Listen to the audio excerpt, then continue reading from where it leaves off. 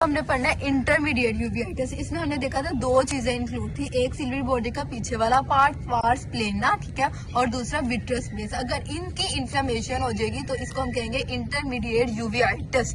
ठीक हो गया। फिर उसके बाद इसमें जो है ना, ये इडियोपैथिक भी हो सकता है और उसके अलावा किसी सिस्टेमिक डिजीज के साथ भी एसोसिएट हो सकता है, जैसे सार्कोइडोसिस या मल्टीपल स्क्लेरोसिस वगैरह के साथ। 80% केसेस में ये बायलैटरल होता है। अगर हम इसमें देखें तो पार्स प्लेनाइटिस यानी कि इन्फ्लेमेशन ऑफ द पार्स प्लेना, ये मोस्ट कॉमन फॉर्म है। वैसे आपको आइडिया तो हो गया होगा अब तक। ये देखो, जैसे एंटीरियर यूवीआइटिस में हमने ये दो देखा था, इंटरमीडिएट में मैंने बात की है कि ये पार्स प्लेना और ये विट्रस बेस, इसकी क्या है, इन्फ्लेमेशन है। ठीक है। फिर उसके बाद हमने जैसे बात की 50% केसेस में इडियोपैथिक होगा, ठीक होगा, या ये सिस्टेमिक डिजीज के साथ एसोसिएट हो सकता है। अब इसके फीचर्स यानी पेशेंट कैसे प्रेजेंट करेगा, वो कैसे प्रेजेंट करेगा, एक तो इंसिडियस ऑनसेट होगा आहिस्ता आहिस्ता विद फ्लोटर्स। अब ये फ्लोटर्स क्या होता है, अब ये देखो, अब यहाँ पर इन्फ्लेमेशन है ना, अब आगे की चीजों को ना फिलहाल भूल जाओ। एंटीरियर यूवीआइटिस में सारा कुछ जैसे हमने एंटीरियर चैम्बर में पढ़ा था ना कि इन्फ्लेमेटरी सेल्स है, अब यहाँ पर विट्रस के अंदर आएंगे इन्फ्लेमेटरी सेल्स, क्योंकि अब किसकी इन्फ्लेमेशन है, इंटरमीडिएट यूवीआइटिस की, तो यहाँ पर आएंगे इन्फ्लेमेटरी सेल्स वगैरह। अब पीछे इमेज कहाँ बनता है, रेटिना पे इमेज बनता है। अब यहाँ पर जो विट्रस ह्यूमर होता है ना,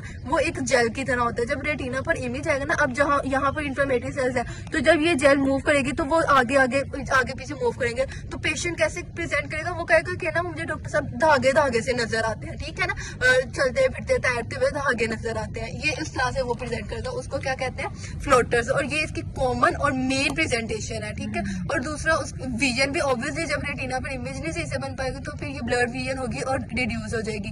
लेकिन यहाँ पर याद रखना, रेडनेस नहीं होगी और पेन नहीं होगी। पीछे जैसे अक्यूट में हमने पढ़ा था कि रेडनेस ही, और क्रोनिक में हमने यूवीआइटिस में पढ़ा था कि व्हाइट था, यहाँ पर रेडनेस नहीं है, पेन भी नहीं है। ठीक है। अब साइंस जो हम देखेंगे एंटीरियर चैम्बर में, यानी कि इसका तो इतना कोई आगे का लिंक नहीं है ना, क्योंकि ये पीछे की इंफॉर्मेशन है थोड़ी सी, तो यहाँ पर इंटीरियर चैम्बर में हमें इतने कोई सेल्स और वो चीजें नजर नहीं आएंगी।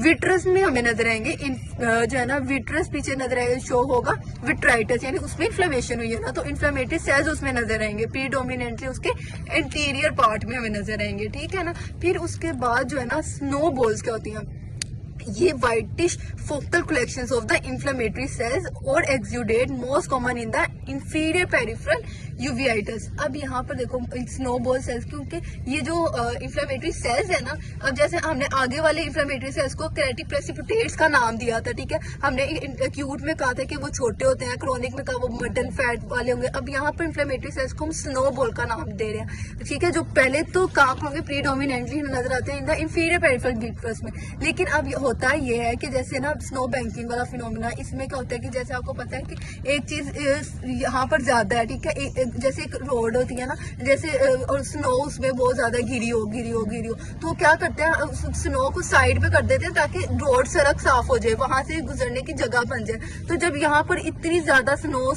यानी फैट सेल्स होंगे ना, तो वो जब बहुत ज्यादा हो जाएंगे, वो क्या होंगे, साइड्स पर आने लग जाएंगे, पूरी इसकी साइड्स पर आने लग जाएंगे। ठीक है ना। स्नो बैंकिंग इसको कहते हैं। फिर एक टाइम होगा जब मजीद इन्फ्लेमेटरी सेल्स आएंगे ना, तो फिर वो हम इस चीज को रोक नहीं सकेंगे कि वो फिर से साइड पे आने लगे, क्योंकि अब उसने उधर आना ही आना है। ठीक है। इसको हम स्नो बैंकिंग कहते हैं। एक्युमुलेशन ऑफ दी ये जो एक्सुडेटिव प्लैक है वो इन एनी और ऑल द क्वाड्रेंट्स। ठीक है ना।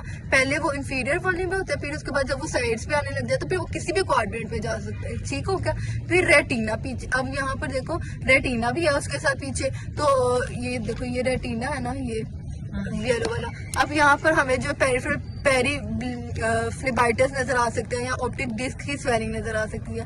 मेजर क्या है कि विट्रस में हमें इन्फ्लेमेटरी सेल्स नजर आएंगे। ठीक है। फिर इसके कॉम्प्लिकेशंस, अब अगर ये रेटिना को करेगा तो जो रेटिना का मैकुलर पोर्शन है उसमें अगर सेल्स चले जाते हैं तो वहां पर एडीमा हो जाएगा, इसको हम कहते हैं CME यानी सिस्टोइड मैकुलर एडीमा। ठीक है। ये कॉज क्या है, विजुअल लॉस का मेन कॉज यही है। फिर उसके बाद रेटिना में अगर नियोवेस्कुलराइजेशन हो सकती है, ठीक है ना, ये भी इसमें इसके कॉम्प्लिकेशन है, या फिर रेटिना की डिटैचमेंट हो सकती है। फिर उसके बाद कैटरेक्ट, ग्लूकोमा और बैंड कैरेटोपैथी हो सकती है। डायग्नोसिस हम क्लिनिकल फाइंडिंग के बेस पर करते हैं और लैब के बेस पर करते हैं। ये देखो यहाँ पर एक चीज देख लो, ये स्नो बॉल्स नजर आ रही है ना, और फिर ये स्नो बैंकिंग मतलब साइड पर ये होने लग जाएंगे। ठीक है ना। फिर उसके बाद 10% केसेस में सेल्फ लिमिटिंग होगा, 30% केसेस में इसमें रिमिशन हो सकती है और 60% केसेस में ये प्रोलॉन्ग्ड इसका कोर्स चलेगा। ट्रीटमेंट हम मेडिकल दे सकते हैं और सर्जिकल। मेडिकल ट्रीटमेंट में टॉपिकल स्टेरॉइड्स आ जाएंगे, पेरी ओक्यूलर स्टीरॉइड इंजेक्शन आ सकते हैं, ठीक है। फिर उस पर इंट्राविट्रियल ट्राइएम्सिनोलोन इंजेक्शन, ठीक है, ये ऑल्टरनेटिव है किसका, पेरी ओक्यूलर इंजेक्शन का ही।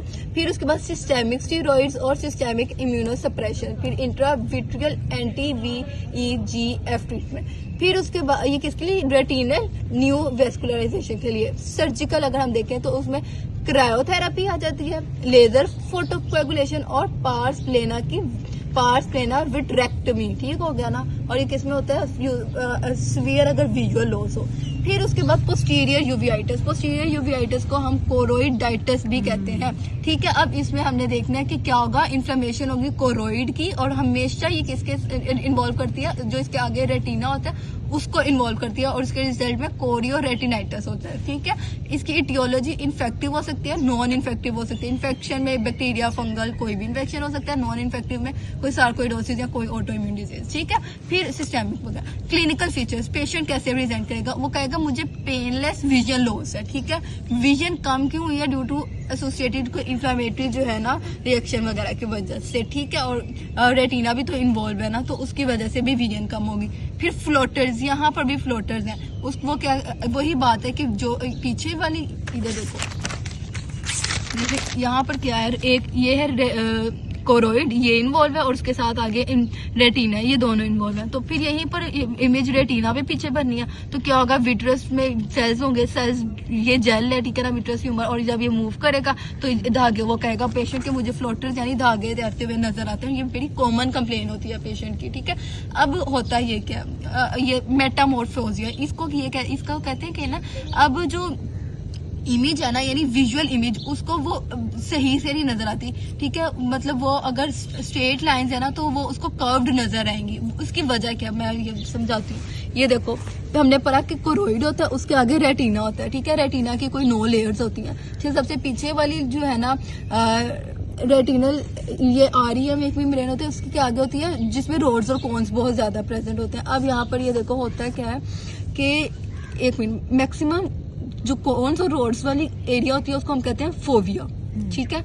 और उसके सेंटर में उसको मैक्यूला कहते हैं, जिसमें मैक्सिमम नंबर में कोन्स होते हैं, ठीक है ना। और यही विजुअल एक्विटी में इन्वॉल्व होते हैं। अगर और जो इसका सेंटर है उसको हम फोव्यूला कहते हैं। बस हमारे लिए समझने वाली बात यह कि मैक्यूला में अगर जो है ना मसला आ जाता है, अगर मैक्यूला इन्वॉल्व होगा तो उसको मेटामॉर्फोसिया कहेंगे, ठीक है। मेटामॉर्फोसिया यानी इमेज अगर पहले स्ट्रेट नजर बनी हुई थी ना, तो पेशेंट को कैसे नजर आएगी, कर्व्ड नजर आएगी, ठीक है। फिर उसके अलावा इसकी वजह से क्या होता है, इसके पीछे कोरोइड है ना, तो कोरोइड क्या हुआ, पहले कोरोइड इन्फ्लेम्ड हुआ, कोरोइड की इन्फ्लेमेशन की वजह से पैचेस बने, एडिमेटस पैचेस बने, उसने आगे रेटिना पर प्रेशर लगाया। रेटिना पर जब प्रेशर लगेगा तो रोड्स और कॉन्स जो है ना, वो या तो करीब करीब हो जाएंगे या दूर दूर हो जाएंगे। अगर दूर दूर हो जाएंगे तो उसकी वजह से इमेज जो है वो शॉर्ट बनेगा, और अगर करीब करीब हो जाएंगे तो इमेज बड़ा बनेगा। अब ये पीछे कोरोइड है और आगे रेटिना है, ये देखो पीछे कोरोइड है, आगे रेटिना। अब कोरोइड में क्या हुआ, इन्फ्लेमेटरी